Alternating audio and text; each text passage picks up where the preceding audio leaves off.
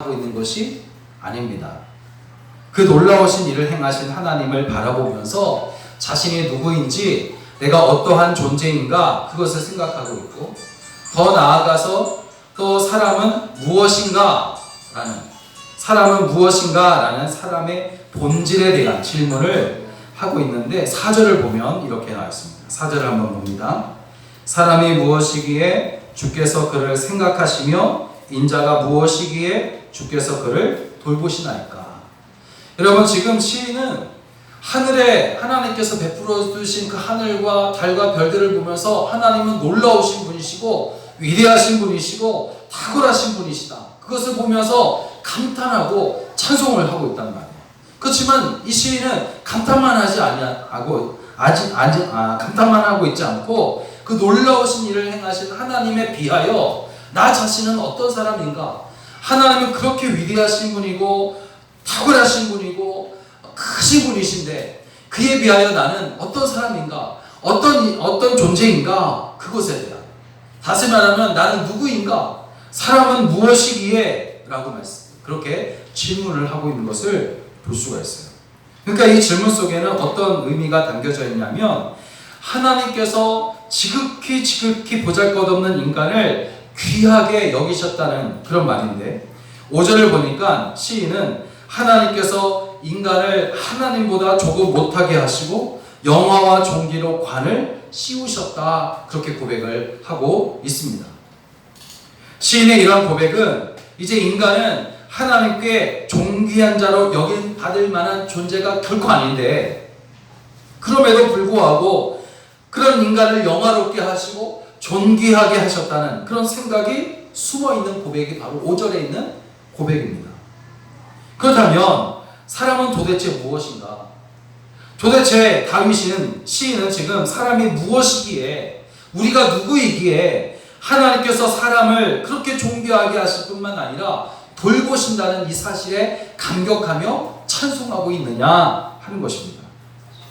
감격하는 이유를 이제 4절에 나오는 사람을 가리키는 두 개의 단어를 통해서 우리는 추측해 볼 수가 있는데, 하나는 사람이라는 단어고 또 하나는 인자라는 단어입니다.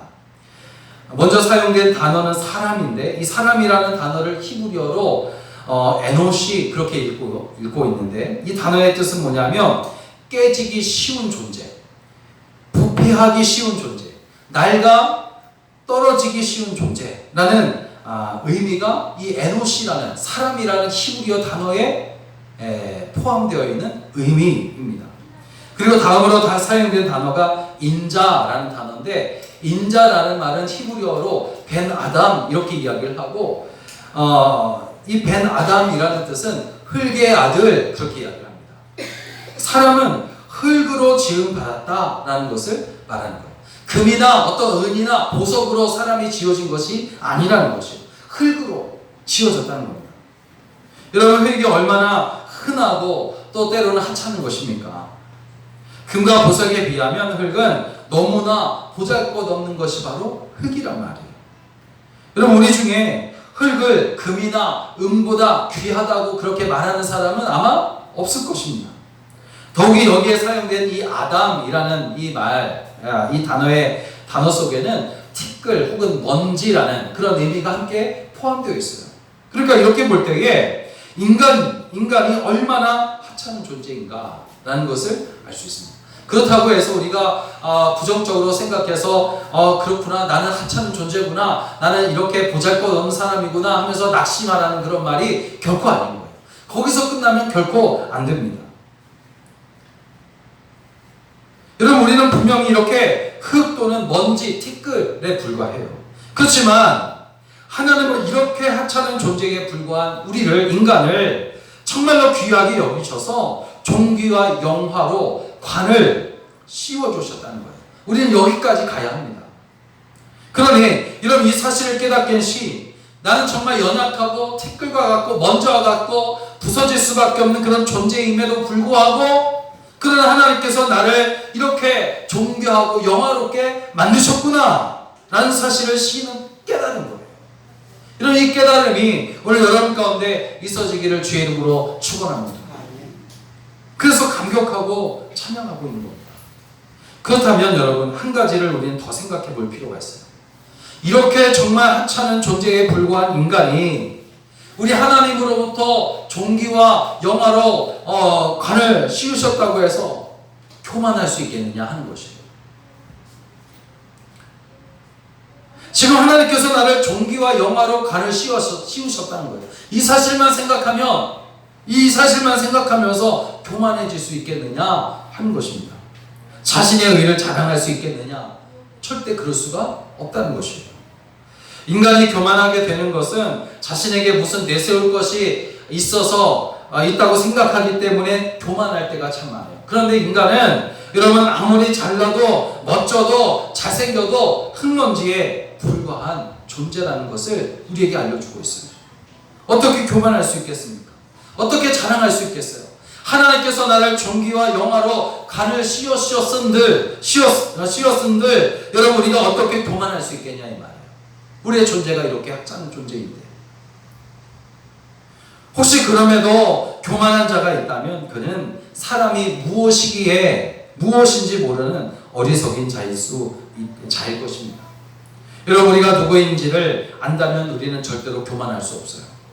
우리는 연약하고 비천한 자들이지만 하나님으로부터 너는 존귀하다, 너는 영화롭게 되었다라고 인정받은 사람들입니다. 그러므로 여러분, 우리를 존귀하게 하신 우리 하나님 앞에서 우리는 절대로 교만할 수가 없는 것입니다. 다윗처럼, 오늘 시인처럼 사람이 무엇이기에 그렇게 영화롭게 존귀하게 하시느냐고 찬양할 수밖에 없을 뿐입니다. 그렇다면 교만해지는 것을 우리가 항상 경계하고 겸손하여 하나님께 영광을 올려드리기 위해서 우리는 어떠한 삶을 살아야 되겠나? 두 가지를 말씀을 나누려고 합니다. 첫째로, 우리를 존귀하고 영화롭게 하신 하나님을 우리는 매일같이 찬양하는 그런 삶을 살아가야 할 줄로 믿습니다.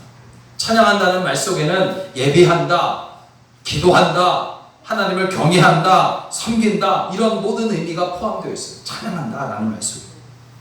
다윗이 일평생 하나님으로부터 인정을 받고 또 하나님으로부터 칭찬받을 수 있었던 것, 또 하나님으로부터 너는 나의 마음에 합한 자다라고 그렇게 정말 높이 불림을 받을 수 있었던 것은, 비천하고 연약한 자신을 정말 존귀한 자로 또 부르시는 하나님을 그가 매일같이 찬양했기 때문이에요. 여러분, 그가 매일같이 찬양할 수 있었던 것은 교만했기 때문이 아니란 말이에요. 교만한 사람은 절대로 찬양할 수 없어요. 여러분, 누가 누구를 찬양한다는 것은 그 사람을 존경한다는 것을 의미합니다. 나보다 훨씬 뛰어나고 나보다 훨씬 월등하다는 것을 인정하기 때문에 찬양하는 거예요. 또한 내게 찬양받을 만한 일을 했기 때문에, 나의 찬양을 받을 만한 충분한 인격을 소유한 분이기 때문에 그래서 찬양하는 겁니다. 5절을 보면 시인은 사람을 천사보다, 하나님보다 조금 못하게 하시고 영광과 존귀로 관을 씌우셨다라고 말합니다. 즉, 하나님은 본질적으로 무가치한 인간을 영화롭게 해주셨다는 거예요. 그리고 이제 6절에서 10절까지 말씀에서는 하나님께서 인간을 구체적으로 어떻게 영화롭게 하셨는지를 알려주고 있는데, 6절에서 10절까지 말씀을 보면 이렇게 나와 있어요. 주의 손으로 만드신 것을 다스리게 하시고 만물을 그의 발 아래 두셨으니 곧 모든 소와 양과 들짐승이며 공중의 새와 바다의 물고기와 바닷가에 다니는 것입니다.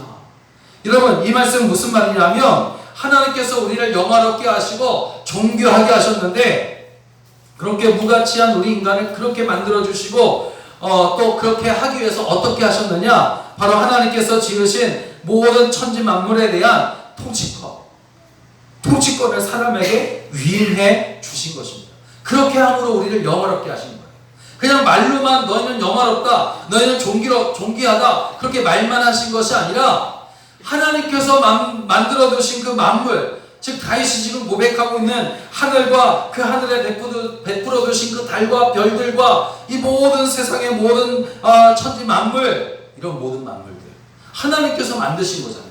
그것을 보면서 다윗은 하나님을 영화롭게 하고 하나님께 영광을 올려드리고 하나님은 존귀하신 분이다 라고 고백하고 있었잖아요. 그런데 놀랍게도 하나님은 우리에게, 우리 인간에게 너는 존귀한 자다, 영화를 받은 자다 라고 말씀하시면서 말만 하신 것이 아니라 내가 만든 이 천지 만물을 너에게 다 맡기겠다, 너희로 하여금 다스리게 하겠다, 너에게 통치권을 주겠다 라고 하시면서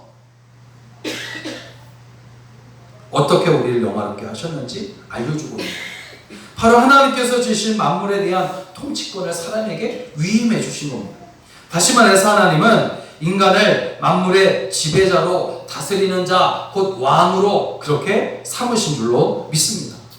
이런 이 사실 하나만으로도 우리는 정말 우리가 얼마나 영화로운 존재인가, 하나님께서 다스려야 할 그 천지 만물, 하나님께서 지배하셔야 할 그 모든 만물들을 우리 인간, 하찮은 우리에게 맡기셨단 말이에요.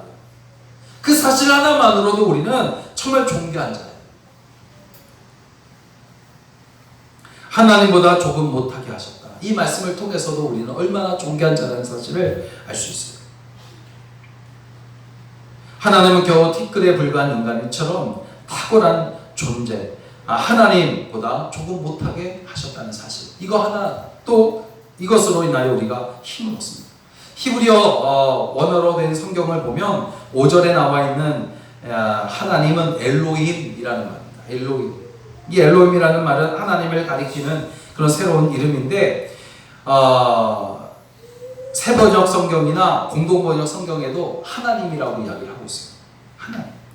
여러분, 이렇게 하나님이라고 번역을 한다면 여러분, 인간은 하나님의 피조물 가운데 가장 위대한 존재가 되는 것입니다.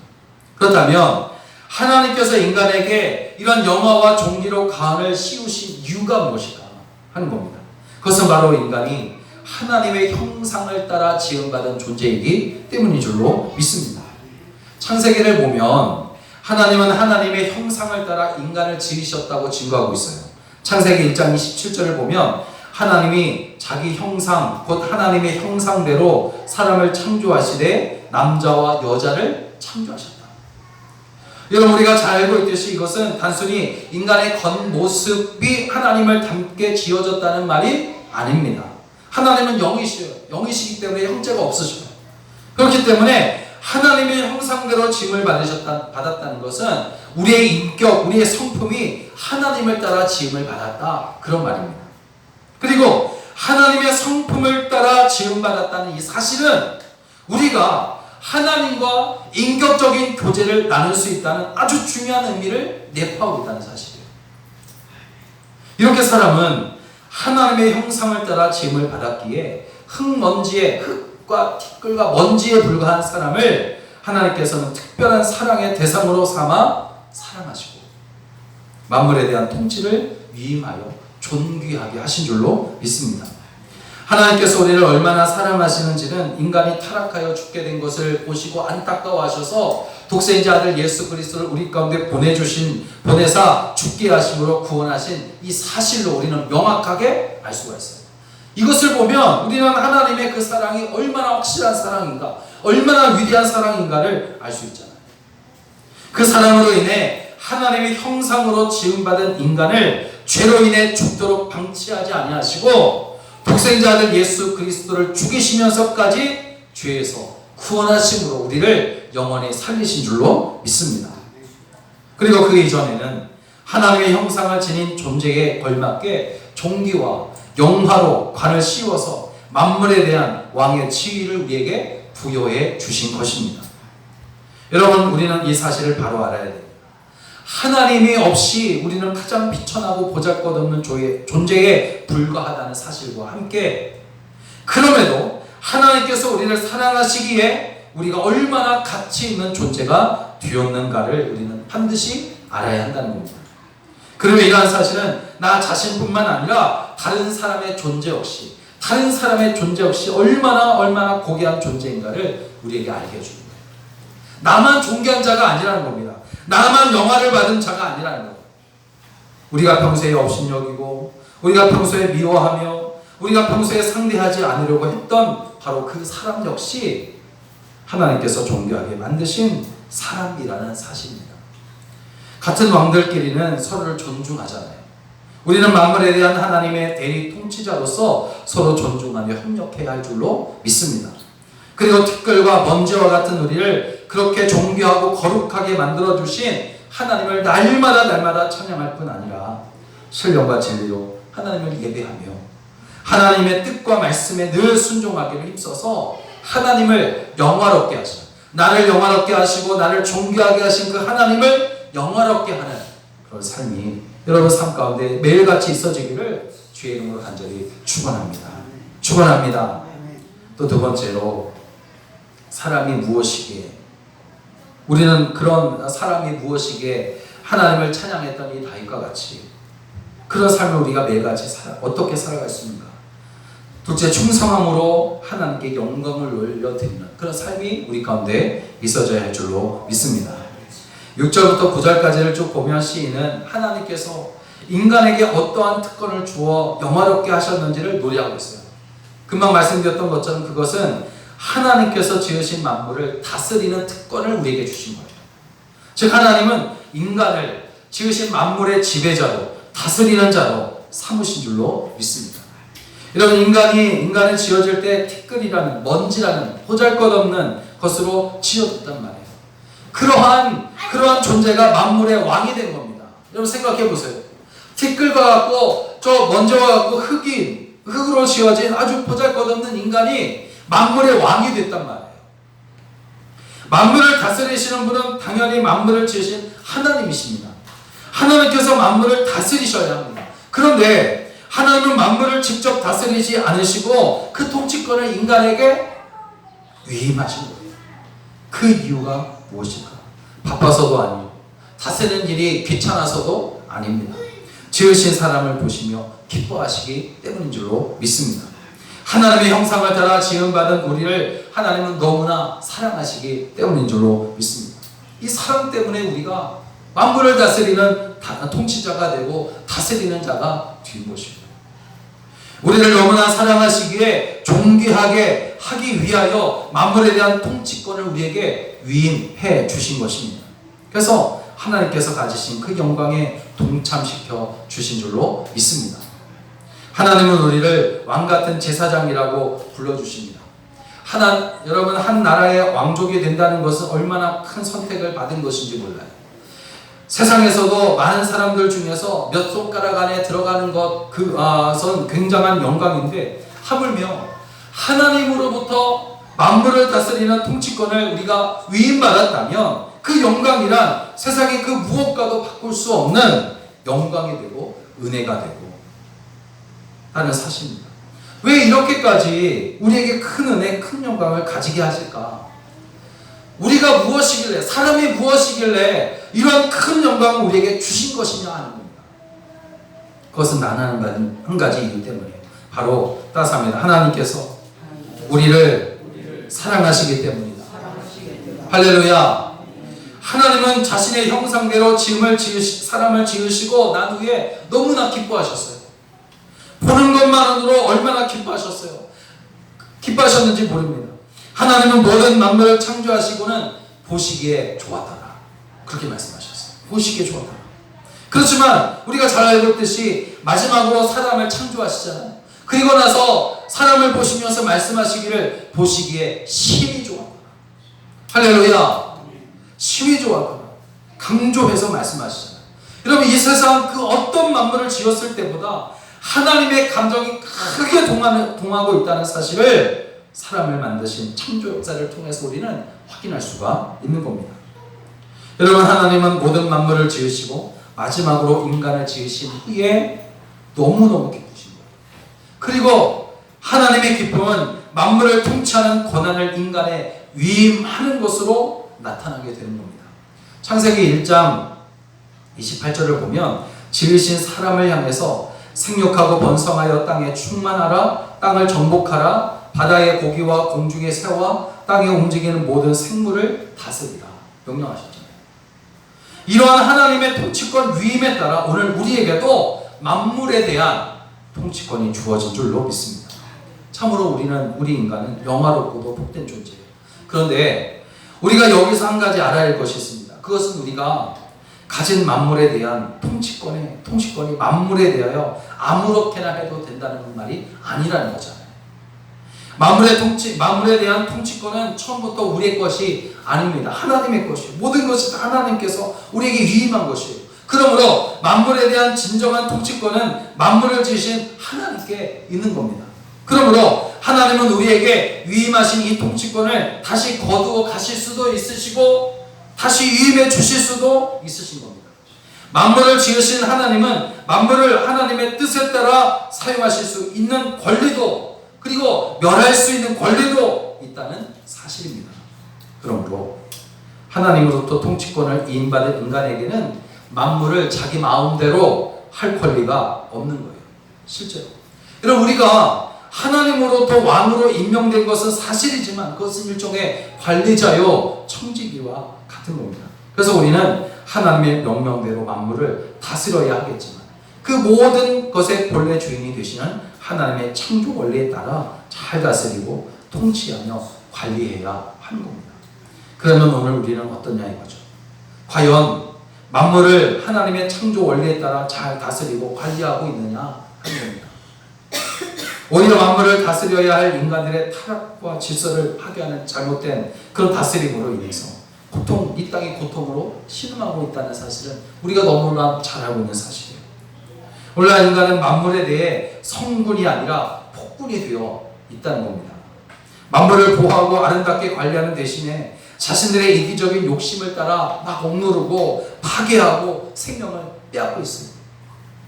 하나님께서 이러한 인간을 기뻐하실까? 또한 정말 지으신 만물이 이러한 인간 왕에게 고분고분 순복할까? 아니잖아요. 역사적으로 볼 때에 왕이 폭군이 되어 다스리는 그런 나라의 백성들이 고통을 당하면 밀란이 발생하는 거예요. 왕권을 위협하지 않습니다. 만물도 마찬가지예요. 통치에 대해 반발할 수밖에 없어요. 오늘 우리는 여러분 자연이 가져오는 재앙으로 큰 피해를 보고 있지 않습니까? 이는 여러분 인간이 만물을 폭군과 같이 다스린 결과일 것이 분명합니다. 하나님의 뜻을 잘못 실행한 것이요. 그러므로 여러분 하나님께서 주신 세계를 질서 있게 잘 관리하는 삶을 우리는 살아가야 할 줄로 믿습니다. 만물을 파괴해야 할 대상이 아니라 잘 관리하고 다스려야 할 대상으로 이 사실을 잊지 않으므로 자연을 통해서 베푸시는 참된 통치자이신 하나님의 은혜 가운데 항상 여러분 살아가게 되시기를 주의 이름으로 축원합니다. 사랑하는 여러분, 다윗은 시인이잖아요. 다윗은 고통을 당할 때에 밤하늘을 무시고 바라본 거예요. 8편을 보니까 전체를 줄거리를 보니까 다윗이 고통을 너무나 힘들 때에 그 밤에 홀로 밤하늘을 무시고 바라봤어요. 그리고 그 하늘에 베풀어 주신 달과 별들을 보면서 하나님의 그 위대하심을 찬양했어요. 얼마나 위대하신지. 그러나 찬양으로 끝나지 않고 그렇게 위대하신 하나님에 비해 자신은 정말로 연약하고 비천한 존재예요. 흙과 티끌과 먼지와 같은 존재임을 그가 깨닫습니다. 여러분 얼마나 엄청난 깨달음이에요. 하나님께서 베풀어 주신 그 하늘과 그 하늘에 베풀어 주신 달과 별들을 보면서 하나님을 찬양하는데 찬양으로 끝나는 것이 아니라 그것을 보면서 나는 과연 얼마나 비천한 존재인가, 하나님에 비해 나는 얼마나 부족한 존재인가, 이것까지 깨닫는 거예요. 그런데 그것으로 끝나는 것이 아니라 한 발자국 더 나아가서 하나님의 크신 은혜에 감사하며 모든 영광을 하나님께 돌리고 있는데 사람이 무엇이기에, 즉 이렇게도 보잘것없는 인간에 불과한데 하나님께서 만들어 놓으신 그 만물 놀라우신 것들을 다스리게 하시고 통치하게 하시느냐 하는 겁니다. 자신을 돌보실 뿐만 아니라 영화롭게 하시고 존귀하게 하시느냐 하는 거예요.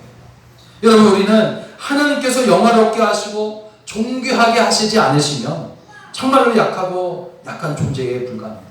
티끌이나 먼지와 같은 존재예요. 그렇지만 하나님의 이런 특별한 사랑과 은혜를 입어서 만물을 다스리는 존귀한 왕이 되었다는 겁니다. 그러므로 하나님의 그 크신 은혜와 사랑에 감사하며 하나님께 충성을 다하여 하나님을 더욱 영화롭게 해야 할 일이 바로 우리에게 주어진 사명입니다. 줄로 믿습니다. 그리고 만물에 대하여는 하나님의 뜻을 잘 살펴서 하나님께서 지으신 그 본래의 아름다움을 지켜가며 잘 관리해야 할 줄로 믿습니다. 그래서 모든 영광을 하나님께 올려드리는 거룩하고 존귀한 삶이 되시기를 주의 이름으로 간절히 축원합니다. 기도하겠습니다.